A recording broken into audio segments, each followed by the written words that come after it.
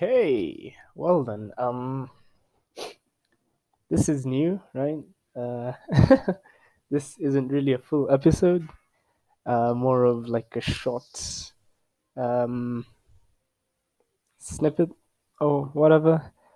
I'm just gonna talk a little bit about some stuff. um, so recently, I've been rewatching a lot of old shows, shows that were airing when I was a kid. Um, just rewatching them for this, try and get back that nostalgia.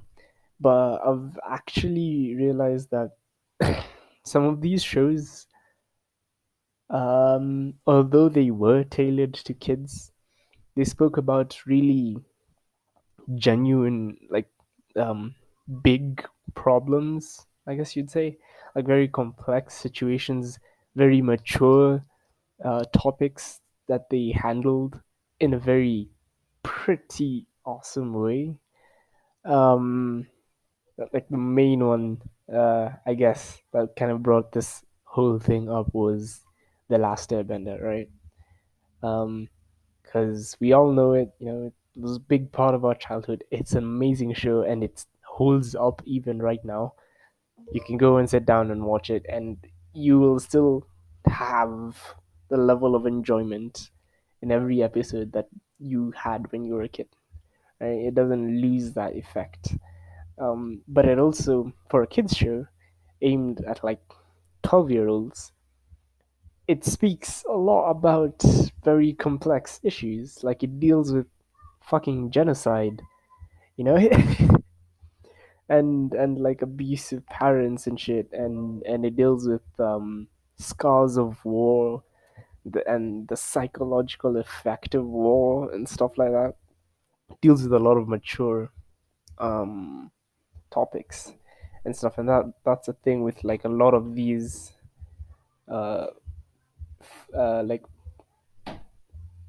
um older shows is they do deal with like these things in such a complex manner, but when you're watching them as a kid you don't really get that, right? But i guess I guess rewatching them as an adult, or at the very least like when you're older, you kind of get the things that you missed. Another show like Gravity Falls, which doesn't per se have uh, super intensive like genocide or anything like that, but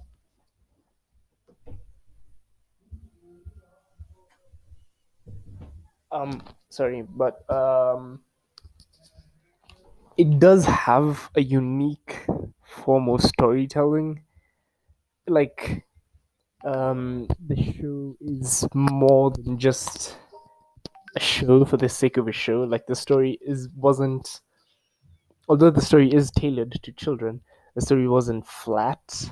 Like it had the storyline was captivating enough that even as an adult, if you watch it, you'll still be entertained, and you'll still, have the that sense of like pull that will keep you watching. Like it's very easy to get invested in the show and invested in the characters because they do the storytelling and the character writing so freaking brilliantly. This has become a whole weird rant about animation, cinematography, or whatever. But I just felt like I needed to talk about it just a bit. Um, and I have some issues, of course, with some other shows and everything, but I don't really want to talk about that right now. um, what there's a writer.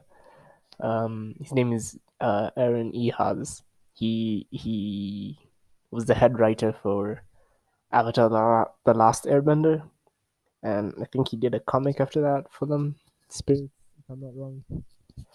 And he's working on another show called The Dragon Prince. He's a co-creator of that, And I've just been like reading about him and like seeing how he interprets characters and how he the kind of mindset that he gets to when he's writing a character, and holy shit, is it like fucking amazing. Like he actually understands to a very like to a deep extent, and just like anything he touches just turns to fucking gold. Because I watched the Dragon Prince.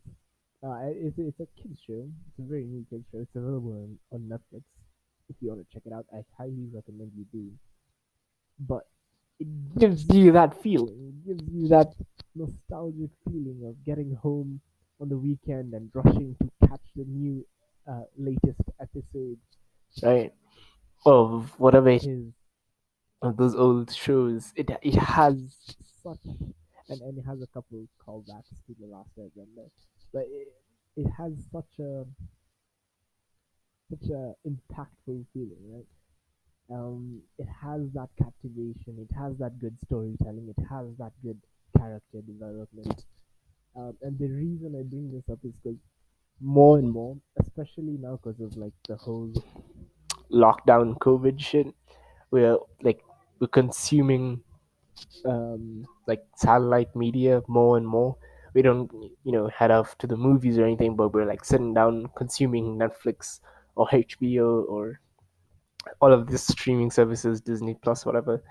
And especially with Netflix, they make atrocious series of films these days where they don't really care about good storytelling. It's more about stupid agendas. Well, or plagiarism, not plagiarism, panderism, sorry.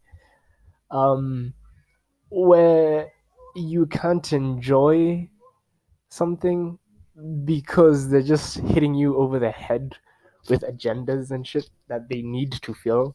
Like it's, and even then they don't do it in like a meaningful way, right? Like they'll just like, oh yeah, let's just add a couple peak characters for the sake of diversity. Let's add some black dudes. Let's add some Asians. Let's add some gay people. Yeah, yeah. There we go. The show is perfect, right? Oh yeah, nah. Let's yeah. Like white male bad, men bad, all this shit, and that's it's just full of all this like social agendas and stuff in shows. And although shows can be used to teach, I think that's not the way you should go about doing it, or they should go about doing it rather, because the show itself won't give an impactful experience, and if it doesn't give an impactful experience, then you're not even really doing anything at that point. No one's gonna leave after watching this Netflix show where they've been uh, you know forced diversity and all this shit, and then they go like, yeah, you know what, I'm gonna stop thinking the way I think or whatever. There's a way to do it.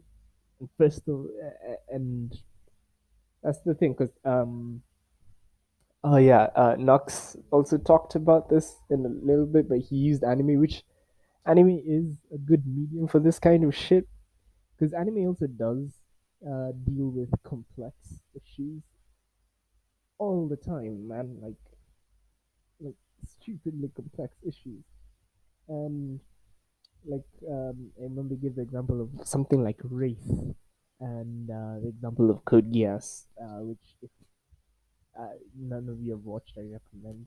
If you do watch it, pretty cool. Um, but that handles race in such a mature way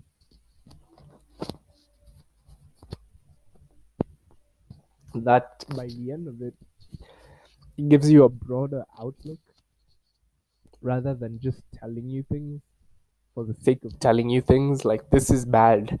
It doesn't show you why this is bad.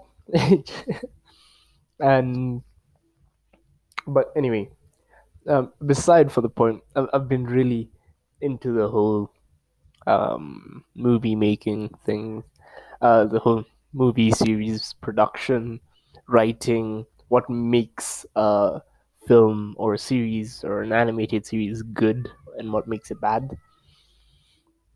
That's not what the next podcast is gonna be. Though. This is completely different from that. It's just a little snippet that I thought I would do, um, just for the sake of doing it, and for the sake of letting all of you guys know that we we have not forgotten uh, about the podcast. It's just that the me and Joe, um, we've been having like a lot of not been having a lot of free time because of bloody exams and shit. So it's taken a little bit of a back burner, but we're still coming out with new episodes soon. Actually, in fact, we're working on one already, so that should be fun. Um, but yeah, so some small little digest podcasts. um, I'll label it like a half episode or something. Maybe I'll do this every once in a while, depending on how well it goes. Just random thoughts throughout the day. Um, noisy background. Okay, cool. See you. As always, I have no fucking outro. Cringe.